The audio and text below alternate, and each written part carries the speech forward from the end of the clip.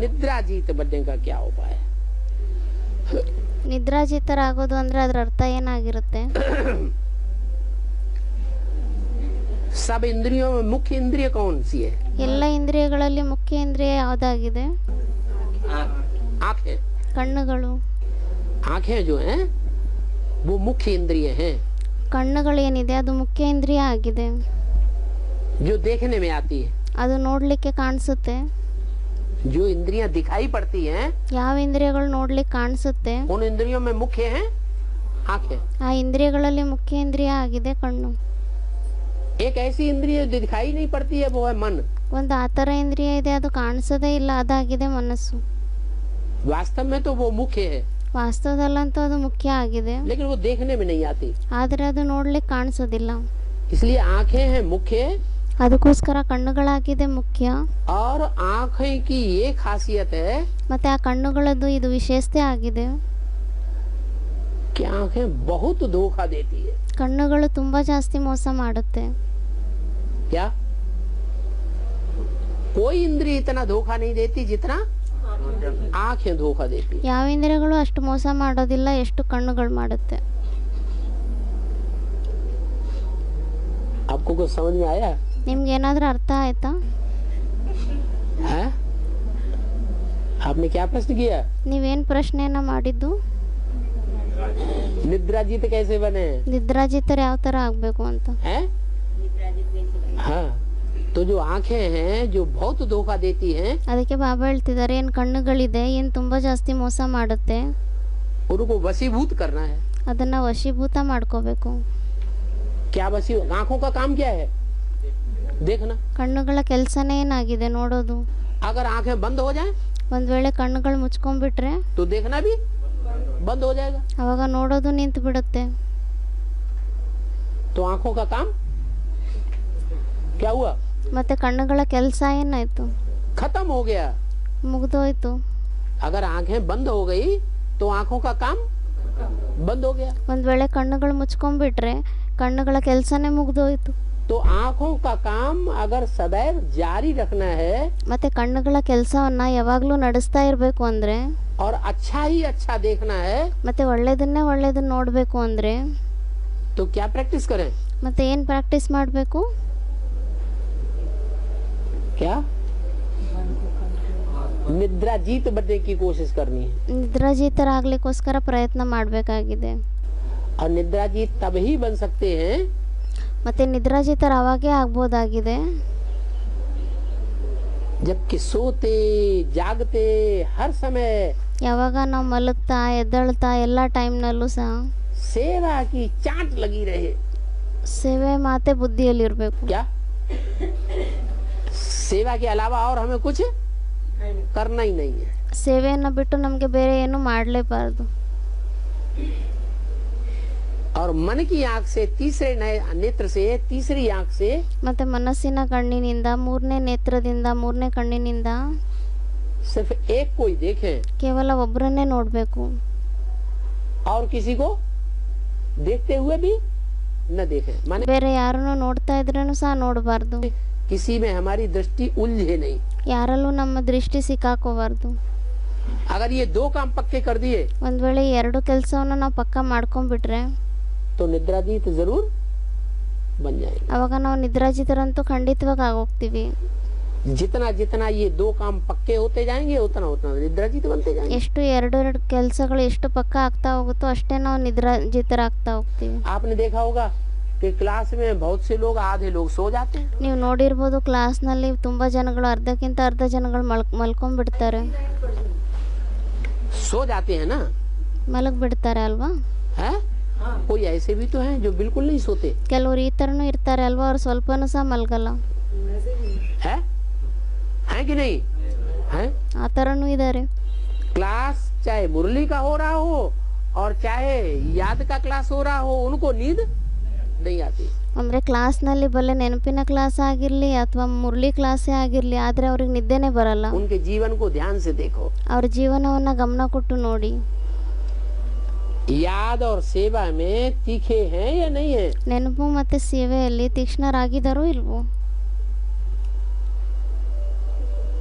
अगर याद और सेवा में तीखे हैं तो जरूर निद्राजीत बनेंगे।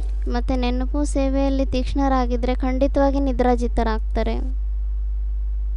अमृत वेले का दूसरा पुरुषार्थ। ಅಮೃತ ವೇಳೆ ಎರಡನೇ ಪುರುಷಾರ್ಥ। दूसरा पुरुषार्थ आत्मिक स्थिति धारण करना। ಎರಡನೇ ಪುರುಷಾರ್ಥ ಆಗಿದೆ ಆತ್ಮಿಕ ಸ್ಥಿತಿಯನ್ನು ಧಾರಣೆ ಮಾಡ್ಕೊಳ್ಳೋದು। अमृत वेले उठते उठते सबसे पहले ಅಮೃತ ವೇಳೆ ಎದ್ದೇಳ್ತಾ ಎಲ್ಲದಕ್ಕಿಂತ ಮೊದಲು फाउंडेशन ही इस बात का पक्का करना चाहिए। ಫೌಂಡೇಶನ್ ಈ ಮಾತಿಂದು ಪಕ್ಕ ಮಾಡಬೇಕಾಗಿದೆ। मैं ज्योति बिंदु स्टार स्वरूप आत्मा हूँ। ನಾನು ಜ್ಯೋತಿರ್ಬಿಂದ ಸ್ವರೂಪ ಆತ್ಮ ಆಗಿದ್ದೀನಿ।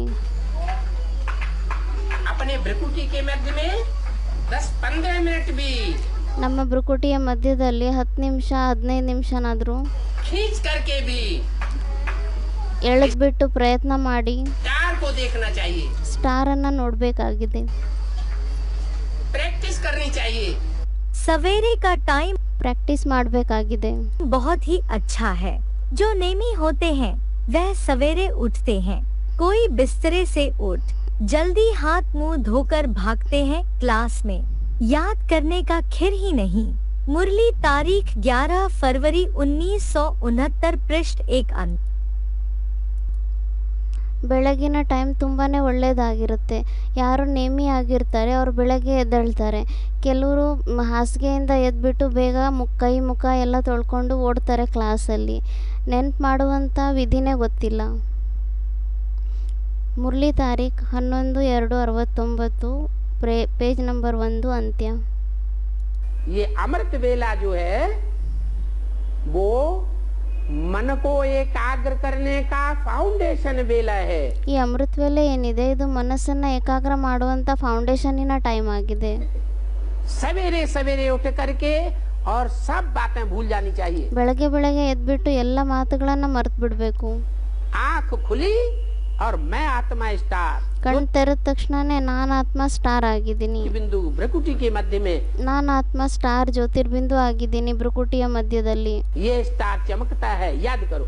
ಈ ಸ್ಟಾರ್ ಹೊಳಿತಾ ಇರುತ್ತೆ, ಇದನ್ನ ನೆನ್ಪು ಮಾಡ್ಕೊಳ್ಳಿ। अमृत वेले का समय बहुत अच्छा है। उस समय बाहर के विचारों को लॉकअप कर देना चाहिए। कोई भी ख्याल न आवे, बाप की ही याद रहे। मुरली तारीख 20 मई 1970 पृष्ठ 1 मध्य। ಅಮೃತ ವೇಳೆಯ ಸಮಯ ತುಂಬ ಒಳ್ಳೆಯದಾಗಿದೆ। ಆ ಸಮಯದಲ್ಲಿ ಹೊರಗಡೆಯ ವಿಚಾರಗಳಿಂದ ಲಾಕಪ್ ಮಾಡಬೇಕಾಗಿದೆ। ಯಾವುದೇ ವಿಚಾರಗಳು ಬರಬಾರ್ದು, ತಂದೆಯ ನೆನಪೇ ಬರಬೇಕು। ಮುರಳಿ ತಾರೀಖ್ 25/70 ಪೇಜ್ ನಂಬರ್ 1 ಮಧ್ಯ। अमृत वेला उठने के बाद ಅಮೃತ ವೇಳೆ ಎದ್ದ ನಂತರ समय को सफल कैसे बनाए। ಸಮಯವನ್ನು ಸಫಲ ಯಾವ ಥರ ಮಾಡಬೇಕು ಅಂತ।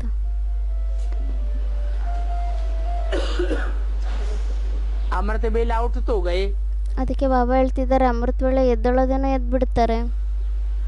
क्योंकि बाबा ने कहा अमृत वेला ही उठो। ಯಾಕೆಂದರೆ ಬಾಬಾ ಹೇಳಿದ್ದಾರೆ ಅಮೃತ ವೇಳೆ ಎದ್ದೇಳಿ ಅಂತ। उठ गए, लेकिन जो भी समय अमृत वेले का है तो ಎದ್ದೇಳೋದೇನೋ ಎದ್ದೇಳ್ಬಿಡ್ತಾರೆ, ಆದರೆ ಅಮೃತ ವೇಳೆದೇನೇ ಟೈಮ್ ಇದೆ वो दुनियावी संकल्पों में, दुनियावी बातों में ಅದು ಪ್ರಪಂಚದ ಸಂಕಲ್ಪಗಳಲ್ಲಿ, ಪ್ರಪಂಚದ ಮಾತುಗಳಲ್ಲಿ और दुनिया में जो कर्म करते हैं उन्हीं कर्मों में लगा दिया। ಮತ್ತು ಪ್ರಪಂಚದಲ್ಲಿ ಏನೇ ಕರ್ಮಗಳನ್ನು ಮಾಡ್ತಾರೆ ಆ ಕರ್ಮದಲ್ಲೇ ಬುದ್ಧಿಯನ್ನು ತೊಡಗಿಸ್ಬಿಡ್ತಾರೆ। दुनिया वाले जो कर्म करते हैं, बातें करते हैं, ಪ್ರಪಂಚದವ್ರು ಏನೇ ಕರ್ಮ ಮಾಡ್ತಾರೆ, ಏನೇ ಮಾತುಗಳು ಮಾತಾಡ್ತಾರೆ, संकल्प करते हैं, ಏನೇ ಸಂಕಲ್ಪವನ್ನ ಮಾಡ್ತಾರೆ, उन्हीं बातों में अगर लगा दिया ಅದೇ ಮಾತುಗಳಲ್ಲಿ ಒಂದು ವೇಳೆ ತೊಡಗ್ಬಿಟ್ರೆ तो समय सफल होगा या विफल होगा। ಮತ್ತೆ ಅದರಿಂದ ಟೈಮ್ ಸಫಲ ಆಗುತ್ತಾ ಅಥವಾ ವಿಫಲ ಆಗುತ್ತಾ। उठना तो है, ಎದ್ದೇಳೋದೇನೋ ಎದ್ದೇಳಬೇಕು, लेकिन उठने के साथ साथ ಆದರೆ ಎದ್ದೇಳೋದ್ರ ಜೊತೆಯಲ್ಲಿ समय को, संकल्प को, वाचा को ಸಮಯವನ್ನ, ಸಂಕಲ್ಪವನ್ನ, ವಾಣಿಯನ್ನ और कर्मेंद्रियों के कर्मों को ಮತ್ತೆ ಕರ್ಮೇಂದ್ರಿಯಗಳ ಕರ್ಮವನ್ನ श्रीमत के अनुकूल लगाना है। ಶ್ರೀಮತದ ಅನುಕೂಲವಾಗಿ ಮಾಡಬೇಕಾಗಿದೆ। उसके लिए पहला फाउंडेशन बाबा ने बताया, ಅದಕ್ಕೋಸ್ಕರ ಮೊಟ್ಟ ಮೊದಲನೇ ಫೌಂಡೇಶನ್ ಬಾಬಾ ಏನಂತ ಹೇಳಿದ್ದಾರೆ, अपन को आत्मा समझो। ನಿಮ್ಮನ್ನ ನೀವು ಆತ್ಮ ಅಂತ ತಿಳ್ಕೊಳ್ಳಿ। ये पहली सीढ़ी पक्की करनी है, ಈ ಮೊದಲನೇ ಮೆಟ್ಲನ್ನ ಪಕ್ಕಾ ಮಾಡ್ಕೋಬೇಕಾಗಿದೆ. फिर सब कुछ अच्छा हो जाएगा. ಆವಾಗ ಎಲ್ಲ ಆದಷ್ಟಕ್ಕದೇ ಒಳ್ಳೇದಾಗಿ ಹೋಗುತ್ತೆ. आत्मिक स्थिति बन गई ಒಂದ್ ವೇಳೆ ಆತ್ಮಿಕ ಸ್ಥಿತಿ ಆಗೋಗ್ಬಿಟ್ರೆ तो संकल्प भी अच्छे ही आएंगे, ಮತ್ತೆ ಆವಾಗ ಸಂಕಲ್ಪನೂ ಸಹ ಒಳ್ಳೇದೇ श्रीमत ಬರುತ್ತೆ. के अनुकूल आएंगे. ಶ್ರೀಮತದ ಅನುಕೂಲವಾಗಿ ಸಂಕಲ್ಪಗಳು ಬರುತ್ತೆ. ಆವಾಗ वाचा भी श्रीमत के अनुकूल बनेगी ವಾಣಿನೂ ಸಹ ಶ್ರೀಮತದ ಅನುಕೂಲವಾಗಿ ಬರುತ್ತೆ. और कर्म भी श्रीमत के अनुकूल होंगे. ಮತ್ತೆ ಕರ್ಮನೂ ಸಹ ಶ್ರೀಮತದ ಅನುಕೂಲವಾಗಿ ಇರುತ್ತೆ. अमृत वेले का तीसरा पुरुषार्थ, ಅಮೃತ ವೇಳೆಯ ಮೂರನೇ ಪುರುಷಾರ್ಥ. और तीसरा पुरुषार्थ अपन को आत्मा समझ बाप को याद कर. ಮತ್ತೆ ಮೂರನೇ ಪುರುಷಾರ್ಥ ಏನಾಗಿದೆ, ನಮ್ಮನ್ನ ನಾವು ಆತ್ಮ ಅಂತ ತಿಳ್ಕೊಂಡು ತಂದೆಯನ್ನ ನೆನ್ಪು ಮಾಡೋದು. कोशिश करो रात को 1-2 बजे जागने की, तुम नींद को जीतने वाले मशहूर हो। सवेरे सो जाओ, फिर 1-2 बजे उठकर कोठे पर याद की यात्रा में एकांत में बैठ जाओ। मुरली तारीख 30 अप्रैल 1969 पृष्ठ 3 मध्यादि। ಪ್ರಯತ್ನ ಮಾಡಿ ರಾತ್ರಿಯಲ್ಲಿ 1-2 ಗಂಟೆ ಎದ್ದೇಳೋದಕ್ಕೋಸ್ಕರ. ನೀವು ನಿದ್ರೆಯನ್ನು ಗೆಲ್ಲುವಂಥವ್ರು ಪ್ರಸಿದ್ಧಿ ಆಗಿದ್ದೀರಾ. ಬೆಳಗ್ಗೆ ಮಲಗಿಬಿಡಿ ಮತ್ತು 1-2 ಗಂಟೆಗೆ ಎದ್ಬಿಟ್ಟು ಕೋಟೆಯಲ್ಲಿ ಹೋಗ್ಬಿಟ್ಟು ನೆನಪಿನ ಯಾತ್ರೆಯಲ್ಲಿ ಏಕಾಂತದಲ್ಲಿ ಕುತ್ಕೊಂಡ್ಬಿಡಿ. ಮುರಳಿ ತಾರೀಖು 30-4-69 ಪೇಜ್ ನಂಬರ್ 3 ಮಧ್ಯಾದಿ. बाप कहते हैं अमृत वेले उठो, ತಂದೆ ಹೇಳ್ತಾರೆ ಅಮೃತ ವೇಳೆಯಲ್ಲಿ ಎದ್ದೇಳಿ, पहले आत्मिक स्थिति धारण करो, ಮೊದಲು ಆತ್ಮಿಕ ಸ್ಥಿತಿಯನ್ನು ಧಾರಣೆ ಮಾಡ್ಕೊಳ್ಳಿ. धारण करने के बाद बाप से खूब बातें करो. ಧಾರಣೆ ಮಾಡ್ಕೊಂಡ ನಂತರ ತಂದೆಯನ್ನು ಚೆನ್ನಾಗಿ ನೆನ್ಪು ಮಾಡಿ. सवेरे उठकर बाप से बातें करनी चाहिए। अमृत वेले बाप को याद करना अच्छा है, या तो सायं के समय एकांत में जाए बैठो। मुरली तारीख 14 नवंबर 1971 पृष्ठ 3 अंत। ಬೆಳಗ್ಗೆ ಎದ್ಬಿಟ್ಟು ತಂದೆ ಜೊತೆ ಮಾತಾಡ್ತಾ ಇರಬೇಕಾಗಿದೆ. ಅಮೃತ ವೇಳೆ ತಂದೆಯನ್ನು ನೆನ್ಪು ಮಾಡೋದು ಒಳ್ಳೆಯದಾಗಿದೆ. ಇಲ್ಲದಿದ್ದರೆ ಮತ್ತು ಸಾಯಂಕಾಲದ ಸಮಯದಲ್ಲಿ ಏಕಾಂತದಲ್ಲಿ ಹೋಗ್ಬಿಟ್ಟು ಕುತ್ಕೋಬೇಕು. ಮುರಳಿ ತಾರೀಖು 14-11-71 ಪೇಜ್ ನಂಬರ್ 3 ಅಂತ್ಯ.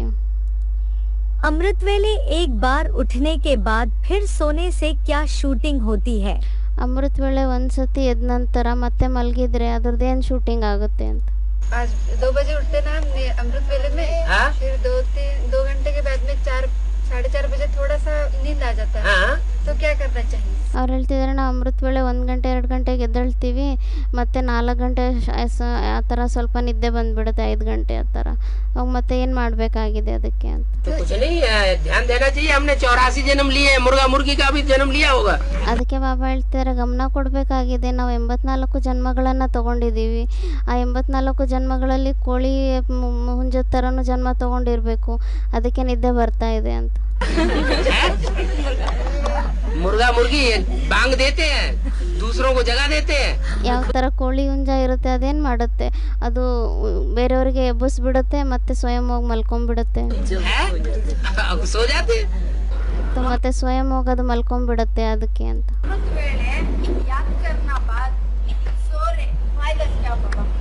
ಅವ್ರು ಹೇಳ್ತಾರೆ ಅಮೃತ ವೇಳೆ ನೆನ್ಪು ಮಾಡಿದ ನಂತರ ಮತ್ತೆ ಹೋಗಿ ಮಲಗ್ತಾ ಇದ್ದಾರೆ, ಅದರಿಂದ ಏನು ಲಾಭ ಬಾಬಾ ಅಂತ.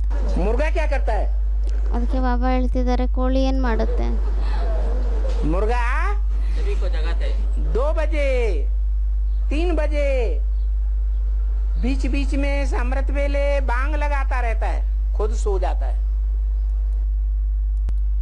ಹುಂಜ ಏನು ಮಾಡುತ್ತೆ, ಹುಂಜನು ಬೆಳಗ್ಗೆ ಎದ್ದಾಗ 2 ಗಂಟೆಗೆ 3 ಗಂಟೆಗೆ ಎದ್ಬಿಟ್ಟು ಎಲ್ಲರಿಗೂ ಎದ್ದಾಳಿಸುತ್ತೆ ಕೂಗಿ ಕೂಗಿ. ಆಮೇಲೆ ಹೋಗ್ಬಿಟ್ಟು ಅದು ಸ್ವಯಂ ಮಲ್ಕೊಂಡ್ಬಿಡುತ್ತೆ ಅಮೃತ ವೇಳೆ ಟೈಮ್ನಲ್ಲಿ. बार बार बांग लगाता है, फिर खुद सो जाता है. ಪದೇ ಪದೇ ಕೂಗಿ ಕೂಗಿ ಎಲ್ಲರಿಗೂ ಎಬ್ಸುತ್ತೆ ಮತ್ತೆ ಸ್ವಯಂ ಹೋಗಿ ಮಲ್ಕೊಂಡ್ಬಿಡುತ್ತೆ. ये विदेशियों की यादगार है. ಇದು ವಿದೇಶಿಗಳ ನೆನಪಾರ್ಥ ಆಗಿದೆ. एडवांस के आदि में भी ऐसे विदेशी निकले थे. ಅಡ್ವಾನ್ಸಿನ ಆರಂಭದಲ್ಲೂ ಈ ಥರ ವಿದೇಶಿಗಳು ಬಂದಿದ್ರು. जो ब्रह्मा के 4 पुत्र बताए जाते हैं, ಯಾರಿಗೆ ಬ್ರಹ್ಮನ 4 ಪುತ್ರರು ಅಂತ ಹೇಳಲಾಗುತ್ತೆ. वो 4 धर्मों के बीज हैं. ಅವರು 4 ಧರ್ಮದ ಬೀಜಗಳಾಗಿದ್ದಾರೆ. रामायण में उनको राम लक्ष्मण भरत और शत्रुघ्न बताया। ರಾಮಾಯಣದಲ್ಲಿ ಅವರಿಗೆ ರಾಮ ಲಕ್ಷ್ಮಣ ಭರತ ಶತ್ರುಘ್ನ ಅಂತ ಹೇಳಿದ್ದಾರೆ. शास्त्रों में उनका नाम सनत सनातन सनंदन सनत कुमार बताया। ಶಾಸ್ತ್ರಗಳಲ್ಲಿ ಅವ್ರ ಹೆಸರನ್ನ ಸನತ್ ಸನಾತನ್ ಸನಂದನ್ ಸನತ್ ಕುಮಾರ್ ಅಂತ ಹೇಳಿದ್ದಾರೆ. उनमें एक है देवी देवता सनातन धर्म सूर्यवंश का बीज। ಅದರಲ್ಲಿ ಒಬ್ಬರಾಗಿದ್ದಾರೆ ಸನಾತನ ದೇವಿ ದೇವತಾ ಧರ್ಮದ ಸೂರ್ಯವಂಶಿ ಬೀಜ. बाकी 3 है इस्लाम बौद्धि और क्रिश्चियंस के बीज। ಬಾಕಿ 3 ಜನ ಆಗಿದ್ದಾರೆ ಇಸ್ಲಾಮಿ ಬೌದ್ಧಿ ಕ್ರಿಶ್ಚಿಯನ್ಸಿನ ಬೀಜಗಳು. ये विदेशी हैं, ಇವರೆಲ್ಲ ವಿದೇಶಿಗಳಾಗಿದ್ದಾರೆ, विधर्मी हैं। ವಿಧರ್ಮಿಗಳಾಗಿದ್ದಾರೆ. ये आत्माएं शुरुआत में बाप को पहचान लेती हैं ಈ ಆತ್ಮಗಳು ಆರಂಭದಲ್ಲೇ ತಂದೆಯನ್ನ ಗುರುತಿಸ್ಕೊಂಡ್ಬಿಡ್ತಾರೆ और खुद अज्ञान नींद में सो जाती है। ಮತ್ತೆ ಸ್ವಯಂ ಅಜ್ಞಾನ ನಿದ್ರೆಯಲ್ಲಿ ಮಲ್ಕೊಂಡ್ಬಿಡ್ತಾರೆ. सारा अमृत बेला बर्बाद कर देती। ಎಲ್ಲ ಅಮೃತ ವೇಳೆಯನ್ನ ನಷ್ಟ ಮಾಡ್ಕೊಂಡ್ಬಿಡ್ತಾರೆ. ये संगम युग क्या है? ಈ ಸಂಗಮ ಯುಗ ಏನಾಗಿದೆ? अमृत बेला है। ಇದು ಅಮೃತ ವೇಳೆ ಆಗಿದೆ. अमृत बेला विरोध करती है। ಅಮೃತ ವೇಳೆ ವಿರೋಧವನ್ನ ಮಾಡ್ತಾರೆ.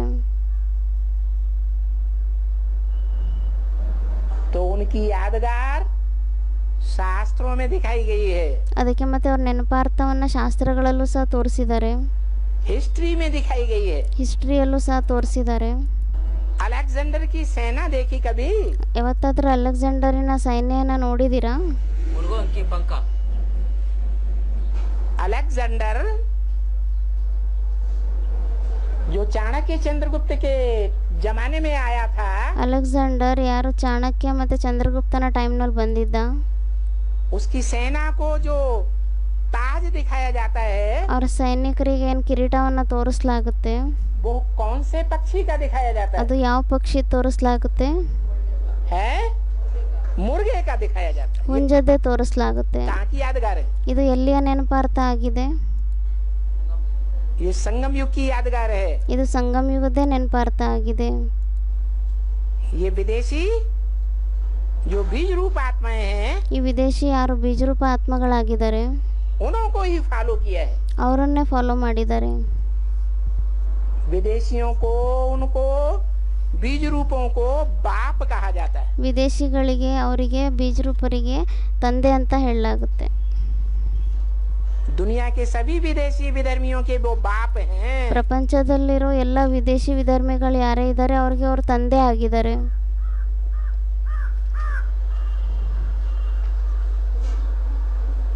जिन्होंने मुर्गे का पार्ट बजाया था, ಅವರು ಹುಂಜದ ಪಾತ್ರವನ್ನ ಮಾಡಿದ್ರು. उसकी यादगार में विदेशी जो सेनाएं होती हैं, ಅದರ ನೆನಪಾರ್ಥದಲ್ಲಿ ವಿದೇಶಿ ಸೈನಿಕರು ಯಾರೇ ಇರ್ತಾರೆ वो मुर्गे का पंख ताज में लगाती है। ಅವರು ಹುಂಜದ ಗೆರೆಯನ್ನ ಕಿರೀಟದಲ್ಲಿ ಹಾಕೊಂತಾರೆ. आज भी टीवी में न देखा हो तो देख लेना। ಯಾರಾದರೂ ನೋಡ್ಲಿಲ್ಲದ್ರೆ ಇವಾಗೂ ಸಹ ಟಿವಿಯಲ್ಲಿ ನೋಡ್ಕೊಂಬಿಡಿ. अमृत वेले का पुरुषार्थ क्यों नहीं सुधर रहा है? ಅಮೃತ ವೇಳೆಯ ಪುರುಷಾರ್ಥ ಯಾಕೆ ಸುಧಾರಣೆ ಆಗ್ತಾ ಇಲ್ಲ? अमृत वेले भी अव्यक्त स्थिति में वही स्थित हो सकेंगे जो सारा दिन अव्यक्त स्थिति में और अंतर्मुख स्थिति में स्थित होंगे। वही अमृत वेले यह अनुभव कर सकेंगे। अव्यक्त वाणी तारीख 2 फरवरी 1969 पृष्ठ 29। ಅಮೃತ ವೇಳೆನೂ ಸಹ ಅವ್ಯಕ್ತ ಸ್ಥಿತಿಯಲ್ಲಿ ಅವರೇ ಸ್ಥಿತರಾಗ್ಬೋದಾಗಿದೆ. ಯಾರು ಇಡೀ ದಿನ ಅವ್ಯಕ್ತ ಸ್ಥಿತಿಯಲ್ಲಿ ಮತ್ತು ಅಂತರ್ಮುಖ ಸ್ಥಿತಿಯಲ್ಲಿ ಸ್ಥಿತರಾಗಿರ್ತಾರೆ ಅವರೇ ಅಮೃತ ವೇಳೆ ಈ ಅನುಭವವನ್ನು ಮಾಡ್ಬೋದಾಗಿದೆ. ಅವ್ಯಕ್ತವಾಣಿ ತಾರೀಖ್ 2/2/1969 ಪೇಜ್ ನಂಬರ್ 29 ಅಂತ್ಯ. अमृत वेले याद मुश्किल है। क्यों? ಅಮೃತ ವೇಳೆ ನೆನ್ಪು ಮಾಡೋದು ಕಷ್ಟ ಅನಿಸುತ್ತೆ. ಯಾಕೆ? क्योंकि ಯಾಕೆ ಅಂದರೆ सो करके उठते हैं। ಯಾಕೆಂದರೆ ಮಲಗಿಬಿಟ್ಟು ಎದ್ದೇಳ್ತಾರೆ. जो सोना है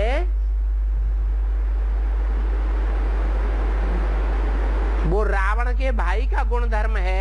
ಮಲಗೋದೇನಿದೆ ಇದು ರಾವಣನ ತಮ್ಮನ ಗುಣಧರ್ಮ ಆಗಿದೆನಾ या देवताओं का गुण धर्म है? ಅಥವಾ ದೇವತೆಗಳ ಗುಣಧರ್ಮ ಆಗಿದೆನಾ?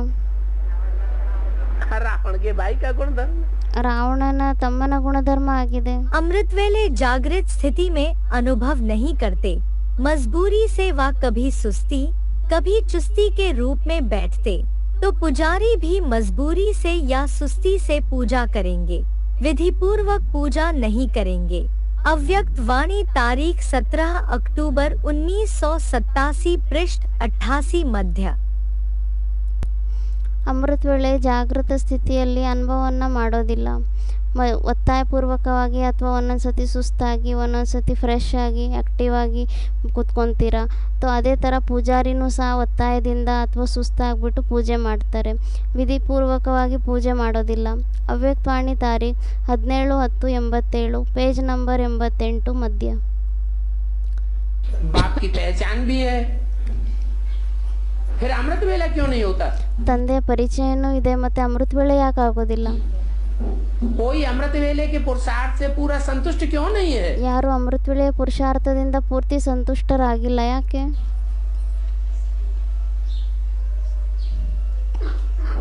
क्योंकि रील में संस्कार सहयोगी नहीं है, ಯಾಕೆಂದ್ರೆ ರೀಲ್ನಲ್ಲಿ ಸಂಸ್ಕಾರಗಳು ಸಹಯೋಗಿ ಆಗಿಲ್ಲ, बिगड़े हुए संस्कार हैं। ಕೆಟ್ಟಿರುವಂಥ ಸಂಸ್ಕಾರ ಆಗಿದೆ.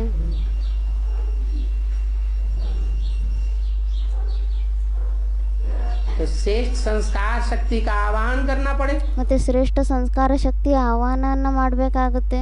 बाप कहते हैं बच्चे खाना और सोना यह कोई लाइफ नहीं, जबकि तुम बच्चों को यह अविनाशी ज्ञान रत्नों का दान मिल रहा है, झोली भर रहे हो, फिर सोना और खाना यह तो गवाना है। सवेरे सवेरे उठने की बड़ी महिमा है, भक्ति मार्ग में भी ज्ञान मार्ग में भी, क्योंकि सवेरे के समय बहुत शांति रहती है, आत्माएं सब अपने स्वधर्म में रहती हैं। मुरली तारीख 9 अक्टूबर 1983 पृष्ठ 1 आदि। ತಂದೆ ಹೇಳ್ತಾರೆ, ಮಕ್ಕಳೇ ತಿನ್ನೋದು ಮತ್ತು ಮಲಗೋದು ಇದು ಏನೇನು ಲೈಫ್ ಆಗಿಲ್ಲ.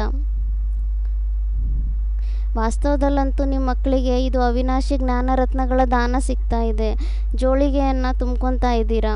ಮತ್ತು ಮಲಗೋದು ತಿನ್ನೋದು ಇದಂತೂ ಕಳ್ಕೊಳ್ಳೋದಾಗಿದೆ. ಬೆಳಗ್ಗೆ ಎದ್ದೇಳೋದು ಏನಿದೆ ಅದರದ್ದು ಸಹ ತುಂಬ ಮಹಿಮೆ ಇದೆ, ಭಕ್ತಿ ಮಾರ್ಗದಲ್ಲೂ ಇದೆ ಮತ್ತು ಜ್ಞಾನ ಮಾರ್ಗದಲ್ಲೂ ಇದೆ. ಏಕೆಂದರೆ ಬೆಳಗ್ಗೆಯ ಟೈಮ್ ತುಂಬ ಶಾಂತಿ ಇರುತ್ತೆ ಮತ್ತು ಆತ್ಮಗಳು ಸಹ ಎಲ್ಲರೂ ತಮ್ಮ ಸ್ವಧರ್ಮದಲ್ಲೇ ಇರ್ತಾರೆ. ಮುರಳಿ ತಾರೀಖ್ 9/10/83 ಪೇಜ್ ನಂಬರ್ 1 ಆದಿ. अगर हमारी बुद्धि 1 सेकंड में बीज रूपी स्टेज में टिक जाती है, ಒಂದು ವೇಳೆ ನಮ್ಮ ಬುದ್ಧಿ 1 ಸೆಕೆಂಡ್ನಲ್ಲಿ ಬೀಜರೂಪಿ ಸ್ಟೇಜ್ನಲ್ಲಿ ಸ್ಥಿತ ಆಗುತ್ತೆ ಅಂದರೆ तो समझो हम बिल्कुल नजदीक है। ಆವಾಗ ತಿಳ್ಕೊಳ್ಳಿ ನಾವು ತುಂಬ ಹತ್ತಿರ ಇದ್ದೀವಿ ಅಂತ, हल्के हैं ಹಗುರ ಆಗಿದ್ದೀವಿ.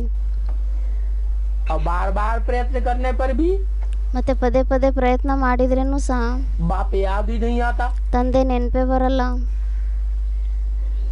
सारा अमृत बेला बैठे रहो, ಇಡೀ ಅಮೃತ ವೇಳೆ ಎಲ್ಲ ಕೂತೇ ಇರ್ತಾರೆ, बिंदु रूपी स्टेज बनती ही नहीं। ಬಿಂದು ರೂಪಿ ಸ್ಟೇಜ್ ಆಗೋದೇ ಇಲ್ಲ.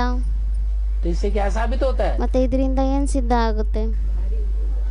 आत्मा में बोझा बहुत है, या तो फिर ಆತ್ಮನಲ್ಲಿ ಬೋಜ ತುಂಬಾ ಜಾಸ್ತಿ ಇದೆ. संगठन का बल मिलना चाहिए या नहीं मिलना चाहिए? ಇಲ್ಲದಿದ್ರೆ ಮತ್ತೇನಾಗುತ್ತೆ? ಸಂಘಟನೆಯ ಶಕ್ತಿ ಸಿಗುತ್ತಾ ಇಲ್ವೋ? संगठन का तो बल मिलना चाहिए। ಸಂಘಟನೆದಂತೂ ಶಕ್ತಿ ಸಿಗಬೇಕಾಗಿದೆ. गायन भी है, शास्त्रों में भी संघौ शक्ति कलौ युगे। ಶಾಸ್ತ್ರಗಳಲ್ಲೂ ಸಹ ಗಾಯನೆ ಇದೆ, ಸಂಘವು ಶಕ್ತಿ ಕಲಯುಗೆ ಅಂತ. कलयुग में संगठन की शक्ति बहुत काम करती है। ಕಲಿಯುಗದಲ್ಲಿ ಸಂಘಟನೆಯ ಶಕ್ತಿ ತುಂಬಾ ಕೆಲಸ ಮಾಡುತ್ತೆ. देखो मुसलमानों का संगठन कितना जबरदस्त है। ನೋಡಿ ಮುಸಲ್ಮಾನರ ಸಂಘಟನೆ ಎಷ್ಟು ಚೆನ್ನಾಗಿದೆ, ದೊಡ್ಡ ಸಂಘಟನೆ ಆಗಿದೆ. काबा में कितनी भीड़ इकट्ठी होती है, लाखों करोड़ों मुसलमानों की। ಕಾಬಾದಲ್ಲಿ ನೋಡಿ ಎಷ್ಟೊಂದು ಜಾಸ್ತಿ ಗುಂಪುಗಳು ಹೋಗಲ್ಲಿ ಸೇರ್ಕೊಂತಾರೆ ಜನಗಳು, ಲಕ್ಷದಷ್ಟು ಕೋಟಿಯಷ್ಟು ಜನಗಳು ಹೋಗಲ್ಲಿ ಸೇರ್ಕೊಂತಾರೆ. संगठन है ना, ಮತ್ತೆ ಅದು ಸಂಘಟನೆ ಆಗಿದೆ ಅಲ್ವಾ? तो संगठन के बल पर मुसलमानों ने सारी दुनिया पर लंबे समय तक राज्य किया। ಮತ್ತೆ ಆ ಸಂಘಟನೆಯ ಆಧಾರದಿಂದ ಮುಸಲ್ಮಾನರು ಇಡೀ ಪ್ರಪಂಚದಲ್ಲಿ ತುಂಬಾ ಜಾಸ್ತಿ ಟೈಮಿನವರೆಗೂ ರಾಜ್ಯವನ್ನ ಮಾಡಿದ್ದಾರೆ. इतना लंबे समय तक हिस्ट्री में किसी ने राज्य दूसरे धर्म वाले ने नहीं किया। ಇಷ್ಟು ಜಾಸ್ತಿ ಸಮಯದವರೆಗೂ ಹಿಸ್ಟ್ರಿಯಲ್ಲಿ ಯಾರೂ ರಾಜ್ಯವನ್ನ ಮಾಡಿಲ್ಲ. वो कितनी शक्ति है संगठन में। ಮತ್ತೆ ನೋಡಿ ಅವರಲ್ಲಿ ಎಷ್ಟು ಶಕ್ತಿ ಇದೆ, ಸಂಘಟನೆ ಶಕ್ತಿ. लेकिन जिनके ऊपर पापों का बोझा बहुत होता है, ಆದ್ರೆ ಯಾರ ಮೇಲೆ ಪಾಪಗಳ ಬೋಜ ತುಂಬಾ ಜಾಸ್ತಿ ಇರುತ್ತೆ, तो संगठन में बैठ के भी ಅವ್ರೇನ್ ಮಾಡ್ತಾರೆ, ಮತ್ತೆ ಸಂಘಟನೆಯಲ್ಲಿ ಕೂತ್ಕೊಂಡು ಸಹ ತೂಗುಡಿಸ್ತಾ ಇರ್ತಾರೆ. सो जाते हैं, आंख खोलते हैं, बाबा से आंख मिली 1 सेकंड, ಅಂದ್ರೆ ಬಾಬಾನ ಜೊತೆ ಕಣ್ಣನ್ನ ಸೇರಿಸ್ತಾರೆ, 1 ನಿಮಿಷ ನೋಡ್ತಾರೆ, ಕಣ್ಣು ತೆಗೆದ್ಬಿಟ್ಟು ಮತ್ತೆ ತೂಗುಡಿಸ್ತಾರೆ, फिर सो जाते, ಮತ್ತೆ ಮಲ್ಕೊಂಡ್ಬಿಡ್ತಾರೆ. कितनी वंडरफुल बात। ಎಷ್ಟು ವಂಡರ್ಫುಲ್ ಮಾತಾಗಿದೆ. याद के क्लास में ही नहीं, ज्ञान के क्लास में, ನೆನಪಿನ ಕ್ಲಾಸ್ನಲ್ಲಿ ಅಷ್ಟೇ ಅಲ್ಲ, ಜ್ಞಾನದ ಕ್ಲಾಸಲ್ಲೂ ಸಹ, मुरली के क्लास में भी नींद आती है। ಮುರಳಿಯ ಕ್ಲಾಸ್ನಲ್ಲೂ ಸಹ ನಿದ್ದೆ ಬರುತ್ತೆ. तो बाबा कहते हैं तुम अभी घर नहीं जा सकते। ಅದಕ್ಕೆ ಮತ್ತೆ ಬಾಬಾ ಹೇಳ್ತಾರೆ, ನೀವು ಇವಾಗ ಮನೆಗೆ ಹೋಗ್ಲಿಕ್ಕೆ ಆಗಲ್ಲ, पापों का बोझा बहुत है। ಪಾಪಗಳ ಬೋಜ ತುಂಬಾ ಇದೆ. जब तक मुझे याद नहीं करेंगे ಎಲ್ಲಿವರೆಗೂ ನನ್ನ ನೆನ್ಪು ಮಾಡೋದಿಲ್ಲ, तब तक बोझा हल्का नहीं होगा। ಅಲ್ಲಿವರೆಗೂ ಪಾಪದ ಬೋಜ ಕಡಿಮೆ ಆಗಲ್ಲ, ಹಗುರ ಆಗಲ್ಲ. मुझे याद करो तो तुम्हारे पाप भस्म हो जाएंगे। ನನ್ನನ್ನ ನೆನ್ಪು ಮಾಡಿ, ಅವಾಗ ನಿಮ್ಮ ಪಾಪ ಕರ್ಮ ಭಸ್ಮ ಆಗೋಗುತ್ತೆ. चीज भस्म हो जाती है तो भस्म हल्की होती है या भारी होती है? ಯಾವುದೇ ವಸ್ತು ಭಸ್ಮ ಆಗ್ಬಿಟ್ರೆ ಆ ಭಸ್ಮ ಏನಿದೆ ಬೂದಿ, ಅದು ಹಗುರ ಆಗಿರುತ್ತಾ ಭಾರ ಆಗಿರುತ್ತಾ? हाँ? भस्म तो बहुत हल्की होती है। ಭಸ್ಮ ಏನಿದೆ ಅದಂತೂ ತುಂಬಾ ಹಗುರ ಆಗಿರುತ್ತೆ. अमृत वेले से उठकर अपने को अटेंशन के पट्टे पर चलाना है। पटरी पर गाड़ी ठीक चलेगी ना। तुम्हारे ऊपर सारे विश्व की जिम्मेवारी है, सिर्फ भारत की नहीं। श्रेष्ठ आत्माओं का हर कर्म महान है ना, तो यह चेकिंग करनी है। योगयुक्त होने से ऑटोमेटिकली युक्तियुक्त संकल्प, बोल और कर्म होगा। अव्यक्त वाणी तारीख 28 जून 1973 पृष्ठ 114 मध्य। ಅಮೃತ ವೇಳೆ ಎದ್ಬಿಟ್ಟು ನಮ್ಮನ್ನು ನಾವು ಅಟೆನ್ಷನಿನ ಕಂಬಿ ಮೇಲೆ ನಡೆಸಬೇಕಾಗಿದೆ. ಯಾವ ರೀತಿ ರೈಲಿನ ಕಂಬಿ ಮೇಲೆ ಗಾಡಿ ಸರಿಯಾಗಿ ನಡೆಯುತ್ತೆ ಅಲ್ವಾ, ನಿಮ್ಮ ಮೇಲೂ ಸಹ ಇಡೀ ವಿಶ್ವದ ಜವಾಬ್ದಾರಿ ಇದೆ, ಕೇವಲ ಭಾರತದಷ್ಟೇ ಅಲ್ಲ. ಶ್ರೇಷ್ಠ ಆತ್ಮಗಳ ಪ್ರತಿಯೊಂದು ಕರ್ಮ ಮಹಾನ್ ಆಗಿರಬೇಕು. ಮತ್ತು ಇದನ್ನು ಚೆಕಿಂಗ್ ಮಾಡ್ಕೊಳ್ಳಿ. ಯೋಗಯುಕ್ತ ಆಗೋದ್ರಿಂದ ಆಟೋಮೆಟಿಕ್ಲಿ ಯುಕ್ತಿಯುಕ್ತ ಸಂಕಲ್ಪ ಮತ್ತು ವಾಣಿ ಮತ್ತು ಕರ್ಮ ಇರುತ್ತಾ. ಅವ್ಯಕ್ತ ವಾಣಿ ತಾರೀಖು 28/6/73 ಪೇಜ್ ನಂಬರ್ 114 ಮಧ್ಯ.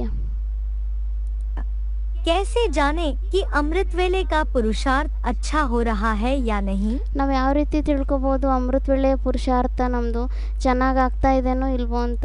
हल्कापन महसूस होता है माने अमृत वेला ठीक होता है। ಹಗುರತೆ ಅನುಭವ ಆಗುತ್ತೆ ಅಂದರೆ ನಮ್ಮ ಅಮೃತ ವೇಳೆ ಸರಿಯಾಗಿ ಆಗ್ತಾ ಇದೆ. और हल्कापन महसूस नहीं हो रहा है, ಮತ್ತೆ ಹಗುರದ ಅನುಭವ ಆಗ್ತಾ ಇಲ್ಲ ಅಂದರೆ, भारी के भारी बने हुए हैं, ಭಾರಕ್ಕಿಂತ ಭಾರನೇ ಆಗಿದ್ದೀವಿ ಅಂದರೆ तो ठीक नहीं हुआ। ಮತ್ತೆ ಅದು ಸರಿ ಆಗಿಲ್ಲ. पूर्व जन्मों का कोई हिसाब किताब है जो आके अड़चन ज्यादा डालता है। ಪೂರ್ವಜನ್ಮದ ಏನಾದರೂ ಲೆಕ್ಕಾಚಾರ ಇದೆ, ಅದು ನಮ್ಮ ದಾರಿಯಲ್ಲಿ ವಿಘ್ನದ ರೂಪದಲ್ಲಿ ಬಂದ್ಬಿಡುತ್ತೆ. अमृत वेले की याद पावरफुल बनाने के लिए पहले अपने स्वरूप को पावरफुल बनाओ।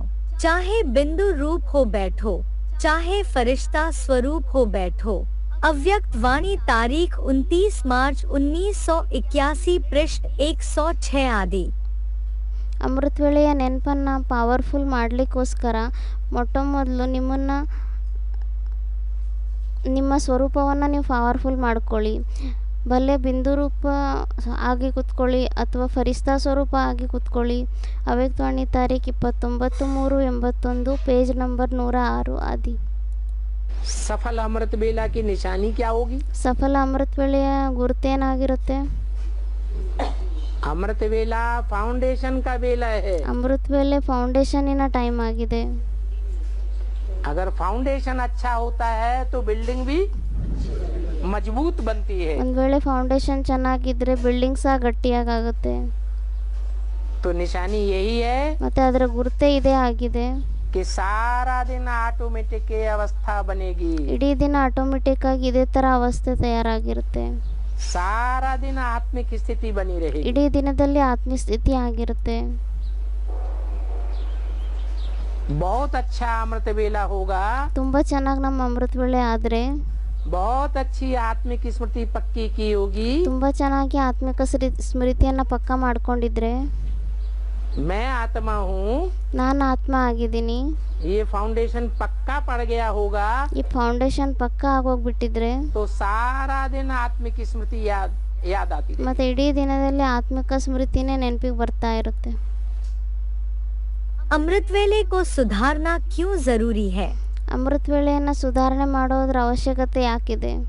सारे दिन में चाहे कितना भी पुरुषार्थ करें, लेकिन सारे दिन की आदि अर्थात फाउंडेशन का समय कमजोर होने के कारण मेहनत ज्यादा करनी पड़ती, प्राप्ति कम होती है. प्राप्ति कम होने के कारण दो प्रकार की अवस्था का अनुभव करते हैं. एक तो चलते चलते थकावट अनुभव करते हैं, दूसरा चलते चलते दिल शिकस्त हो जाते हैं.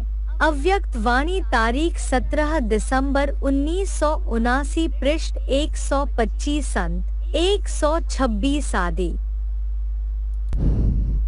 ಇಡೀ ದಿನದಲ್ಲಿ ಎಷ್ಟೇ ನೀವು ಪುರುಷಾರ್ಥವನ್ನು ಮಾಡಿ, ಆದರೆ ಇಡೀ ದಿನದ ಆದಿ ಅಂದರೆ ಫೌಂಡೇಶನಿನ ಸಮಯ ಕಮ್ಜೋರ್ ಆಗೋದ್ರಿಂದ ಮತ್ತು ಶ್ರಮ ಜಾಸ್ತಿ ಮಾಡಬೇಕಾಗತ್ತೆ, ಪ್ರಾಪ್ತಿ ಕಡಿಮೆ ಆಗುತ್ತೆ.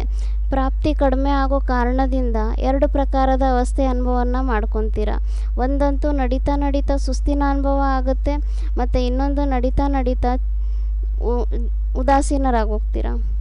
ಅವ್ಯಕ್ತವಾಣಿ ತಾರೀಖ್ 17/12/79 पेज नंबर 125 अंत्य 126 आदि. कोई बीज है जिनका छिलका बहुत मोटा है, बहुत कड़क है. ಕೆಲವು ಬೀಜಗಳು ಆ ಥರ ಇರುತ್ತೆ, ಅದರ ಸಿಪ್ಪೆ ತುಂಬಾ ದಪ್ಪ ಇರುತ್ತೆ, ತುಂಬಾ ಗಟ್ಟಿಯಾಗಿರುತ್ತೆ. कोई बीज ऐसे हैं जिनका छिलका बहुत महीन है. ಕೆಲವು ಬೀಜಗಳು ಆ ಥರ ಇರುತ್ತೆ, ಅದರ ಸಿಪ್ಪೆ ತುಂಬಾ ತೆಳ್ಳಗಿರುತ್ತೆ. थोड़ा सा पानी डालने से ही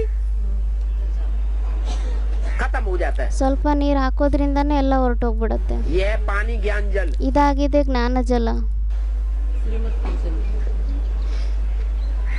कोई श्रीमत रूपी जल को थोड़ा सा धारण करते हैं. ಕೆಲವರು ಶ್ರೀಮತ್ ರೂಪಿ ಜಲವನ್ನ ಸ್ವಲ್ಪ ಧಾರಣೆ ಮಾಡ್ಕೊಂತಾರೆ और स्वच्छ आत्मा बन जाते. ಮತ್ತೆ ಸ್ವಚ್ಛ ಆತ್ಮಗಳಾಗೋಗ್ತಾರೆ. उनमें फिर विधर्मी आत्माओं का प्रवेश नहीं हो सकता. ಅವರಲ್ಲಿ ಮತ್ತೆ ವಿಧರ್ಮಿ ಆತ್ಮಗಳ ಪ್ರವೇಶ ಆಗ್ಲಿಕ್ಕೆ ಸಾಧ್ಯ ಇಲ್ಲ. इसलिए घड़ी घड़ी बाप कहते हैं अपन को आत्मा समझो. ಅದಕ್ಕೋಸ್ಕರ ಸೆಕೆಂಡಿಗೂ ತಂದೆ ಹೇಳ್ತಾರೆ, ನಿಮ್ಮನ್ನ ನೀವು ಆತ್ಮ ಅಂತ ತಿಳ್ಕೊಳ್ಳಿ. क्या सवेरे सवेरे उठ करके सबसे पहले क्या प्रैक्टिस करो? ಬೆಳಗ್ಗೆ ಎದ್ದಾಗ ಮೊಟ್ಟ ಮೊದಲು ಏನು ಪ್ರಾಕ್ಟೀಸ್ ಮಾಡಬೇಕು? मैं ज्योति बिंदु, मैं स्टार आत्मा. ನಾನು ಜ್ಯೋತಿರ್ಬಿಂದು ಸ್ಟಾರ್ ಆತ್ಮ ಆಗಿದ್ದೀನಿ. अकेले नहीं होता है तो संगठन में भी बैठो. ಒಂಟಿಯಾಗಿ ಕುತ್ಕೊಂಡು ಮಾಡ್ಲಿಕ್ಕೆ ಆಗ್ಲಿಲ್ಲ ಅಂದ್ರೆ ಸಂಘಟನೆಯಲ್ಲೂ ಸಹ ಕುತ್ಕೊಳ್ಳಿ. पूरे परिवार के साथ बैठ जाओ. ಪೂರ್ತಿ ಪರಿವಾರದ ಜೊತೆಲಿ ಕುತ್ಕೊಳ್ಳಿ. नहीं तो वो भूत प्रेतानी आत्मा है उसी समय जकड़ लेती है. ಇಲ್ಲದ್ರೆ ಆ ಭೂತ ಪ್ರೇತಾನಿ ಆತ್ಮಗಳು ಯಾರು ಇರ್ತಾರೋ ಅವ್ರು ಅದೇ ಸಮಯದಲ್ಲಿ ಇಟ್ಕೊಂಡ್ಬಿಡ್ತಾರೆ. अमृत वेला है सारे 24 घंटे का फाउंडेशन वेला. ಅಮೃತ ವೇಳೆ ಆಗಿದೆ ಇಡೀ ದಿನದ್ದು, ಅಂದ್ರೆ 24 ಗಂಟೆ ಫೌಂಡೇಶನ್ ಇನ್ನ ಟೈಮ್. अगर फाउंडेशन में ही अलबेले रहेंगे तो सारा दिन क्या होगा? ಮತ್ತೆ ಫೌಂಡೇಶನಿನ ಟೈಮ್ನಲ್ಲೇ ನಾವು ಸೋಂಬೇರಿತನ ತೋರಿಸ್ಕೊಂಡಿದ್ಬಿಟ್ರೆ ಮತ್ತೆ ಇಡೀ ದಿನದಲ್ಲಿ ಏನಾಗುತ್ತೆ? सारा दिन अवेलेबल आता रहेगा. ಇಡೀ ದಿನದಲ್ಲೂ ಈ ಥರ ಸೋಂಬೇರಿತನನೇ ಬರ್ತಾ ಇರುತ್ತೆ. यह वरदानों का समय है. वरदानों के समय अगर कोई सोया रहे, सुस्ती में रहे व विस्मृत रहे, कमजोर होकर बैठे, तो वरदानों से वंचित हो जाएगा.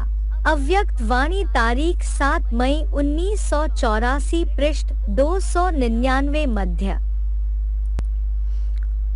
ಇದು ವರದಾನದ ಸಮಯ ಆಗಿದೆ.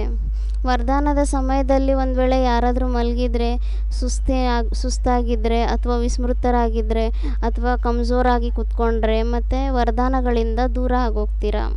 ಅವ್ಯಕ್ತವಾಣಿ ತಾರೀಖ್ 7/5/84 ಪೇಜ್ ನಂಬರ್ 299 ಮಧ್ಯ. अमृत वेला नहीं होगा तो सारा दिन याद जमेगा ही। ಅಮೃತ ವೇಳೆನೇ ಆಗಲಿಲ್ಲ ಅಂದರೆ ಇಡೀ ದಿನದಲ್ಲೂ ನೆನಪು ಸರಿಯಾಗಿ ಬರೋದೇ ಇಲ್ಲ.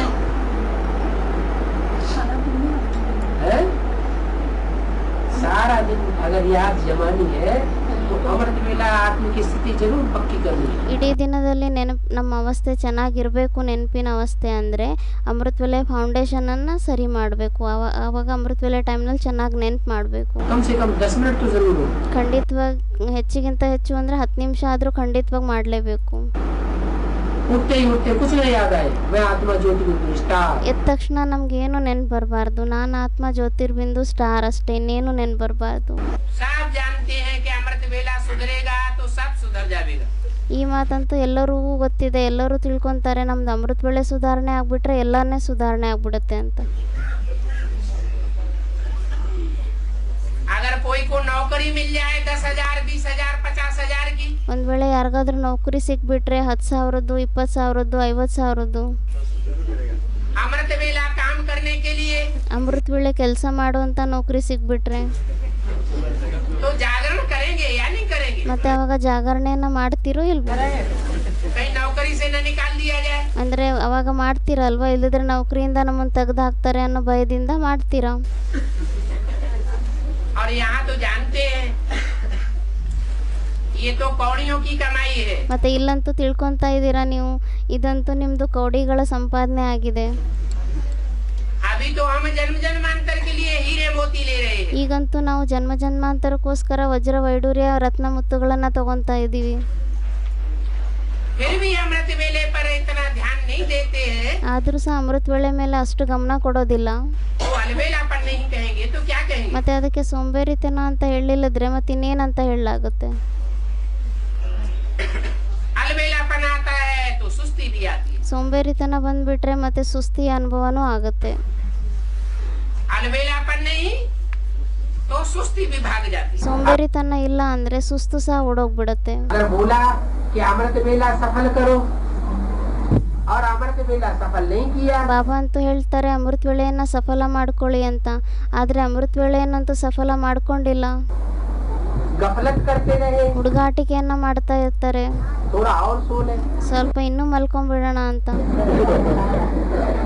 तो गफलत करने वाले बता दिया कि ईश्वरीय सेवा नहीं कर सकते। ಮತ್ತೆ ಈ ತರ ಹುಡುಗಾಟಿಕೆಯನ್ನ ಮಾಡುವಂತವ್ರಿಗೋಸ್ಕರ ಹೇಳಿದ್ದಾರೆ ಏನಂತ, ಅವ್ರು ಮತ್ತೆ ಈಶ್ವರೀಯ ಸೇವೆಯನ್ನ ಮಾಡ್ಲಿಕ್ಕೆ ಆಗಲ್ಲ. जो गफलत करेंगे वो आसुरी सेवा ही करते हैं। ಯಾರು ಹುಡುಗಾಟಿಕೆಯನ್ನ ಮಾಡ್ತಾರೆ ಅವ್ರು ಆಸುರಿ ಸೇವೆಯನ್ನ ಮಾಡ್ತಾರೆ. अमृत वेले का पुरुषार्थ ठीक करेंगे तो सभी ठीक हो जाएगा। जैसे अमृत पीने से अमर बन जाते हैं, तो अमृत वेले को सफल करने से अमर भव का वरदान मिल जाता है। अव्यक्त वाणी तारीख 8 जुलाई 1973 पृष्ठ 129। ಅಮೃತ ವೇಳೆಯ ಪುರುಷಾರ್ಥವನ್ನು ಸರಿ ಮಾಡಿಬಿಟ್ರೆ ಎಲ್ಲ ಸರಿಯಾಗೋಗ್ಬಿಡುತ್ತೆ. ಯಾವ ಥರ ಅಮೃತವನ್ನು ಕುಡಿಯೋದ್ರಿಂದ ಅಮರರಾಗೋಗ್ತಾರೆ, ಅದೇ ಥರ ಅಮೃತ ವೇಳೆಯನ್ನು ಸಫಲ ಮಾಡೋದ್ರಿಂದ ಅಮರಭವದ ವರದಾನ ಸಿಗ್ಬಿಡುತ್ತೆ. ಅವ್ಯಕ್ತವಾಣಿ ತಾರೀಖ್ 8/7/73 ಪೇಜ್ ನಂಬರ್ 129 ಅಂತ್ಯ. बाबा तो बोलते हैं जिन्होंने अपना अमृत वेला सुधार लिया, ಬಾಬಾ ಅಂತೂ ಹೇಳ್ತಾರೆ ಯಾರು ತಮ್ಮ ಅಮೃತ ವೇಳೆಯನ್ನು ಸುಧಾರಣೆ ಮಾಡ್ಕೊಂಡ್ಬಿಡ್ತಾರೆ, उन्होंने समझो सब कुछ सुधार लिया। ತಿಳ್ಕೊಳ್ಳಿ ಅವರಂತೂ ಎಲ್ಲ ಸುಧಾರಣೆ ಮಾಡ್ಕೊಂಡ್ಬಿಟ್ರು ಅಂತ. अमृत वेला सुधरा तो सब कुछ सुधर जाएगा। ಅಮೃತ ವೇಳೆ ಸುಧಾರಣೆ ಆಗ್ಬಿಟ್ರೆ ಎಲ್ಲ ಸುಧಾರಣೆ ಆಗೋಗುತ್ತೆ. इस एक बात में ही अगर विजय पाली ಈ ಒಂದು ಮಾತಿನ ಮೇಲೆನೆ ಒಂದು ವೇಳೆ ನಾವು ವಿಜಯವನ್ನು ಪಡೆದ್ಬಿಟ್ರೆ तो सारी विजय हो जाए, ಎಲ್ಲ ವಿಜಯ ಆಗೋಗುತ್ತೆ. अमृत वेले को मिस करना अर्थात संगम की विशेष प्राप्ति को खत्म करना। जो भी ईश्वरीय मर्यादाएं हैं, उस मर्यादाएं पूर्वक जीवन बिताने से विश्व के आगे एग्जाम्पल बन जाएं। अव्यक्त वाणी तारीख 13 जनवरी 1978 पृष्ठ 33। ಅಮೃತ ವೇಳೆಯನ್ನು ಮಿಸ್ ಮಾಡೋದು ಅಂದರೆ ಸಂಗಮದ ವಿಶೇಷ ಪ್ರಾಪ್ತಿಯನ್ನು ನಷ್ಟ ಮಾಡೋದು. ಏನೇ ಈಶ್ವರೀಯ ಮರ್ಯಾದೆಗಳಿದೆ ಆ ಮರ್ಯಾದೆಯ ಅನುಸಾರವಾಗಿ ಜೀವನವನ್ನು ನಡೆಸ್ಕೊಂಡು ಹೋದರೆ ವಿಶ್ವದ ಎದುರುಗಡೆ ಎಕ್ಸಾಂಪಲ್ ಆಗೋಗ್ತೀರಾ. ಅವ್ಯಕ್ತವಾಣಿ ತಾರೀಖ್ 13/1/78 ಪೇಜ್ ನಂಬರ್ 33 ಅಂತ್ಯ.